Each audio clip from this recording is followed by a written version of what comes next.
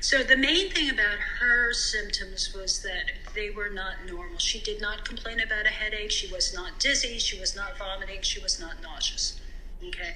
In fact, her body was aching from the impact of the collision. She did not necessarily say she hit her head hard. So what happens is her only symptom was that she was tired.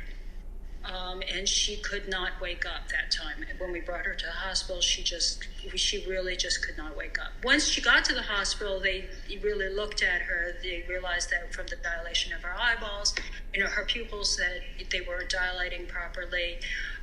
And they did some coordination things. They noticed those issues. And then most importantly, it was Christmas Day, and she thought it was the day before Christmas. So she had totally forgotten that it was Christmas. And so we did not realize that her real issue was a concussion until we got to the hospital and they did all the tests. And that was the thing. Even the second time when she got hit on the chin, we were much more aware. She got hit on the chin. It was a really hard shot that went up through her teeth. By then, we had become very educated that most concussions happen because you get hit either this way or from the back of your head.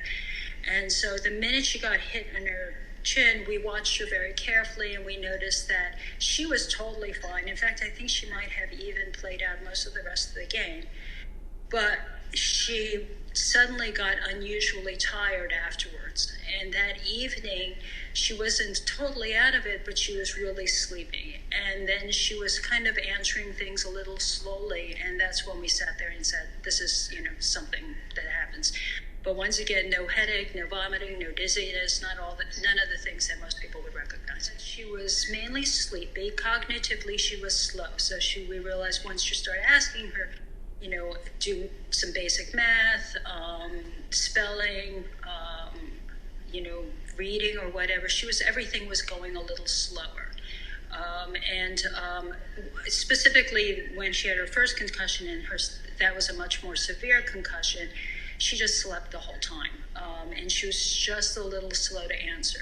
But the scariest thing about concussion is that after talking to a lot of parents who've had kids who've had multiple concussions, everybody's symptoms are different. And they're not classic. They're not, necessarily, they didn't vomit or, they were dizzy.